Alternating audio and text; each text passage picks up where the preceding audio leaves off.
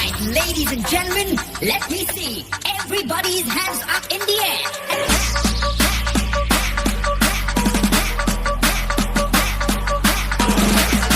Santosh Kumar Maravi.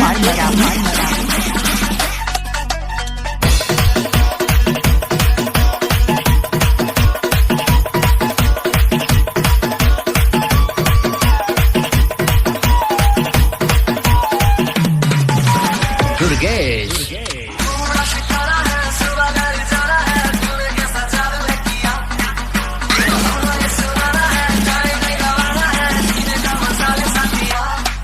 Santosh Kumar Maravi.